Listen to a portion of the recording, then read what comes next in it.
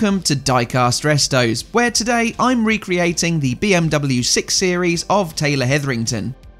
I'm Jason, and this Siku BMW 633 CSI will serve as the basis for this custom. Taylor's 635 was an early feature on the Auto Alex channel, where Taylor also now finds himself, as well as fronting the superb Auto Alex V2 channel. His car is pretty unique, as he managed to obtain it for just £25. He has tastefully modified it though, with this how it currently looks. I've got to do a series of my own mods to the Siku casting to upgrade this pre-facelift model to look more like the post-1982 facelifted cars. The E24 6 Series was introduced in 1976 as a replacement for the BMW E9 coupes, such as the 3-litre CS and CSL, which had enjoyed success in motorsports but were becoming outdated. BMW wanted to combine the sporty heritage of the E9 with modern luxury and advanced technology. Developed under the leadership of design director Paul Brack, one of the most defining features of the E24 is its distinctive shark nose front end. The forward slanting kidney grills and recessed quad headlights gave the car an aggressive yet elegant look. The long hood, sleek roofline and short rear deck created a grand touring silhouette that was both aerodynamic and visually striking. Brack's design was lauded for its clean lines and balanced proportions. The chrome accents along the window surrounds, bumpers and side mouldings added a touch of luxury, while the deep character lines running along the sides emphasised the car's sporty demeanour. Its large glass cabin provided excellent visibility, while the slightly raised rear hinted at the car's performance-oriented nature. Initial models were assembled by noted coach builder Karmann, known for their work with Volkswagen and Porsche. By 1977 though, BMW had taken over production at their Dingolfing plant.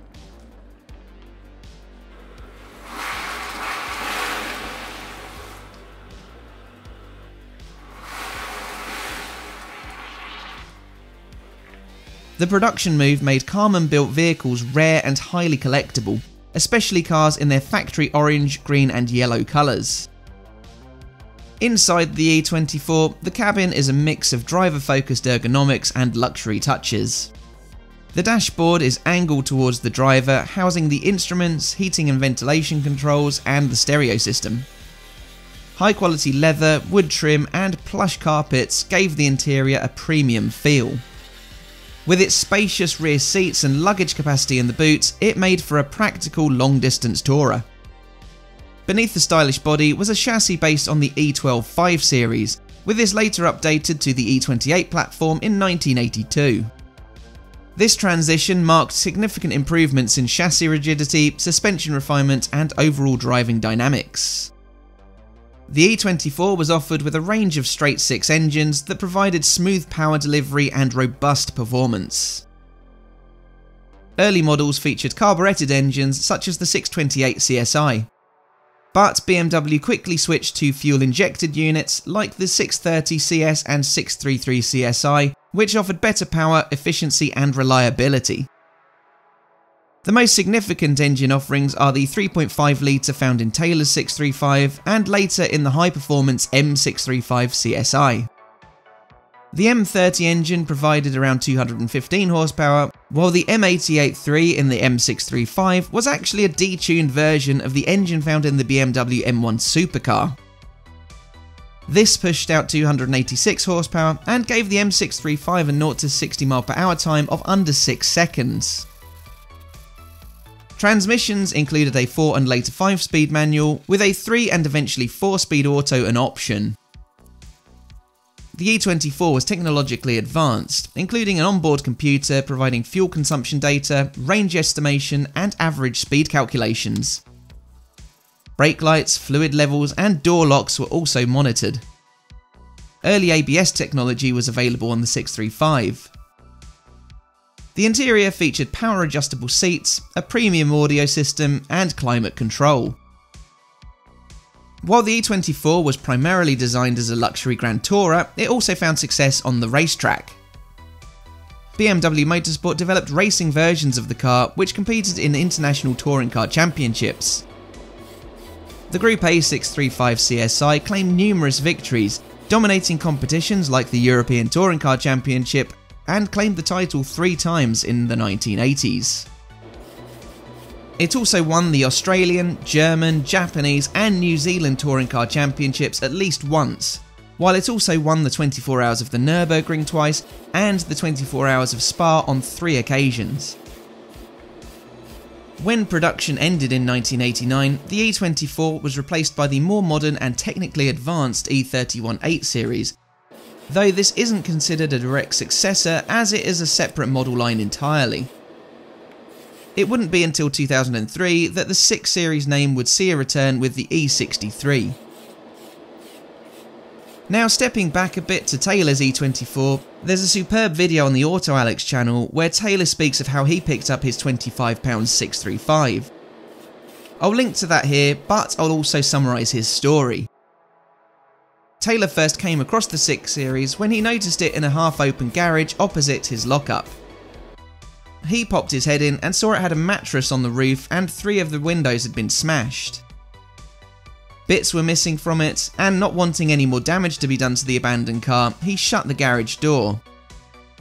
Taylor then put some screws through the frame to shore up the door, and also as a measure to prevent anyone else going in. Fast forward a year and Taylor receives a notice to clear his garage as it was due to be demolished for housing. He wondered what had happened to the old 635 opposite, so he reopened the garage door and took down the car's registration. From this, he did some research about how long it had been left there, which turned out to be 13 years. Taylor contacted the council, who were able to tell him that the garage had not been rented out for 10 years, and so hadn't been paid for. If the council had found the car in the garage, it would have been scrapped if they couldn't find the owner. Taylor decided that this fate was not going to happen to this car, so he applied for a logbook for it, to the sum of £25. Here in the UK, the DVLA oversee car registrations and they will attempt to contact the previous owner. So if they receive a response, the application will be accepted or declined by the owner. But if no response is received, the applicant receives a logbook in their name. Sure enough, 2 to 3 weeks later, Taylor receives a logbook for the 6 series in his name. Without keys, Taylor went to BMW with his ID and the logbook in hand to obtain a new set. 2 days later, and at a cost of £17, Taylor had his keys, and so he went to the lockup. He took with him a can of fuel and a battery, did the usual checks, turned it over on the battery, filled it up with fuel, and incredibly, it started up, no problem. He then reversed it out of the garage with 4 flat tyres, mattress still on its roof. Taylor's main objective was to save this car, but he didn't feel like it was actually rightfully his quite yet. On logbooks, the name and address of the previous owner is printed, so Taylor decided to visit the address. The lady at the address was the former owner's ex-partner, so explaining his intention to save the car, make it drivable and offer him money for it, she gave him his new address. Taylor went to this address several times over, wrote letters, but he heard nothing from him. With time now passed and nothing heard, Taylor decided to spend a couple of weeks making the car roadworthy. Since it passed its first MOT and during his ownership, Taylor has modified it to his liking. But he has also had to replace several parts too, including the chrome bumpers, front wings, repainted the entire car, replaced the smashed rear windows, added Recaro seats, and did a manual gearbox swap from the original Auto. He's also recently tried to have individual throttle bodies fitted, which hasn't gone so well. Hopefully his motor will be up and running again ASAP. Now for a word on this Siku casting I'm using as a base for this build. There aren't many, if any, other manufacturers who have produced a 1 in 64 scale E24 as far as I'm aware. German manufacturer Siku introduced theirs in 1978. Their castings were therefore based on the pre-1982 facelift, and with Taylor's being a 1985 car, there are some visual differences. The models are most frequently found painted metallic lime green, with red an alternative colour. They kept the same printed concave wheels throughout production, but as with most Sikus of the era, the glass colour was subject to variation. Green, yellow, smoke and transparent windows were all on offer. Green cars came with a red interior, while red cars had a grey one. These were produced up until 1989, disappearing along with the real E24. Models were also produced in Brazil by Rai, whose questionable paint quality saw an orange shade body used against a red interior. I struggled to get a perfect paint match to the Diamant Schwarz of Taylor's car. I tried using Tamiya Smoke at first, but this is translucent and has a slight brown tinge to it. I couldn't find an aftermarket colour match, so I opted to use the darker BMW Cosmos Black. The Diamant Schwarz is a little more grey looking in certain lights and is a gorgeous colour. Hopefully this Cosmos Black still does the car justice though. So I've had to mould on the small spoiler on the boot lid using a piece of styrene sheet covered in Milliput epoxy putty. I've also used that to replicate the door mirrors. One thing I didn't modify was the base for the different chin spoiler of the post-facelift car. I could have extended it down a touch, but on investigating this I decided it would be difficult to extend, or it would come out looking awful.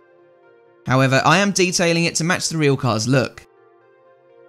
You may have also noticed earlier that the base looks kind of odd after it was left in Dettol to remove the old overpaint. The Dettol had actually affected the plastic in the process, softening it. It also took forever for the paints to set post-primer. In future, I'm definitely going to be a bit more cautious with the Dettol method. I think that covers all the main business that occurred while I was talking about Taylor's car, the Siku model and the 6 Series in general. Now I'm turning my attention to the taillights and filling them with colour, having already laid down a chrome base for them. Elsewhere, I've used my Molotow pen for the chrome accented side mouldings, mirrors and window surrounds. The moulded detail on the plastic base I've already drawn in as I start on the fascia. I skirt around the edges of the grille for the chrome trim before I draw in the quad headlights and then the grille with my narrower pen. I'd also dabbed a bit of black on the grille to differentiate it from the metallic Cosmos Black a little. And then I run over all of the lighting and reflective sides of the mirrors with Citadel Gloss Nuln Oil to give them extra depth.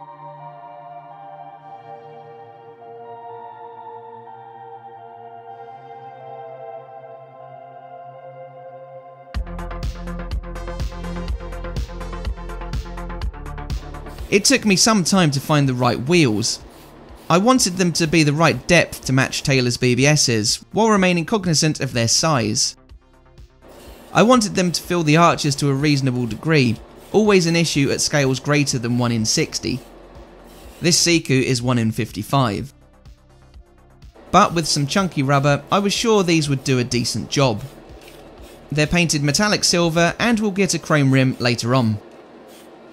While they're setting, I return to the body to apply the collection of tiny decals I'd printed, starting with the Bimmer badge front and centre.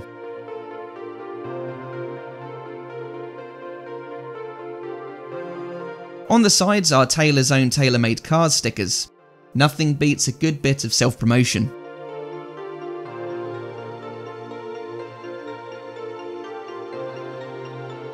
Another micro BMW badge sits beneath that rear lip, replacing the cast-in one I ground off earlier.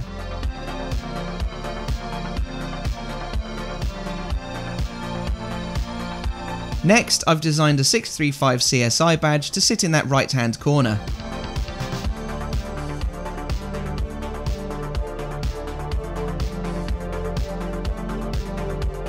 I was especially pleased with how that one came out looking. For the registration plates, I apply the decals directly onto some thin white styrene sheet. I'll need to bend the front plates out to conform to the shark nose shape.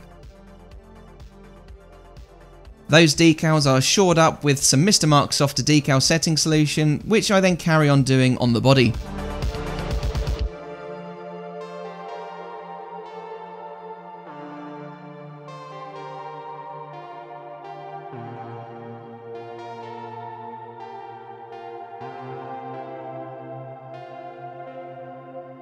I tart up those wheels now with a black centre cap for each, with another dose of Molotow providing them with a shiny outer rim.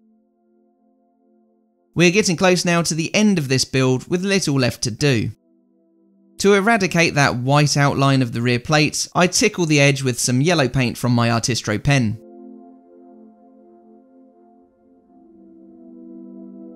Then it's time to fit the front plate. I used clear Gorilla Glue gel to make sure it securely holds onto that base piece. I'd already bent the styrene sheet to shape, but in doing so I'd torn my decal. That was a pretty minor setback, though it wasn't totally unexpected. On the back goes the rear plate, this time secured with the gentler Yoo-Hoo universal adhesive. To lock in the rim trim, I blast it with a coat of High Coat Clear. The body gets the premium treatment with Mr. Hobby Top Coat Gloss. This will give it a shimmer far greater than what High Coat can provide. It's got that satisfying wet look after its first application. Then I need to fit that replacement number plate decal to the front.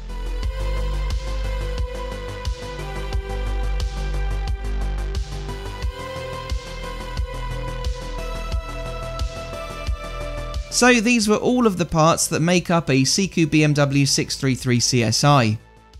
You'll notice there are some white plastic chunks under the axles, which are helping to lower the ride height. With the windows and steering wheel in, the rear bumper can be reattached. There are a couple of lugs for this to connect to. Next in is the interior in its Ford Sierra beige shade. The final part is the front bumper. This was pretty ill-fitting before I took the model apart, and it's just as shonky as it was before. It's a bizarre fit, which I think would have been better connected to the body similar to the back bumper. But anyway, with all of that done, it's time to reunite the body and base. This was far tougher than I'd made it look on screen, as that detel to remove the overpaint earlier has definitely warped its shape a bit. Nevertheless, I eventually get it to force together and I secure it with a pair of 3mm M2 screws. We ain't done yet though. This beast needs some proper pipes, not those pathetic moulded spindly things it came equipped with. A couple of pieces of aluminium tubing should do it. The rear rivet post makes this tricky, but I'm pleased with how they now look.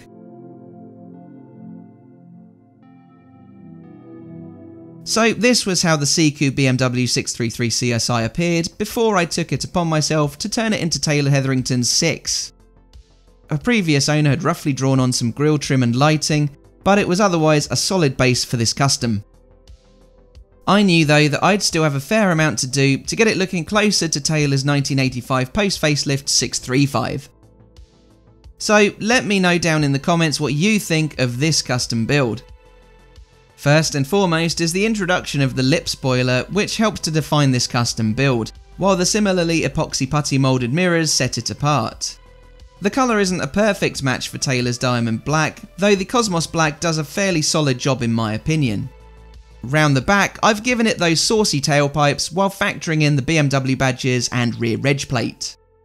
I've gone heavy on the chrome trim detailing, including on the BBS style wheels. Plus, I've copied Taylor's Recaro interior, at least in colour, with a few hints of detail. I am in love with this car, I can unashamedly admit. I first saw it at a car show in 2017, and Taylor's just got such an incredible story to go with it. A perfect match. I hope Taylor is a fan of my recreation of his motor. If you are too, give the video a thumbs up and give me your opinion in the comment section. Stick around for some more pics and some footage of the real car in the video outro. Thanks for watching, and I'll see you again for the next one. Bye for now.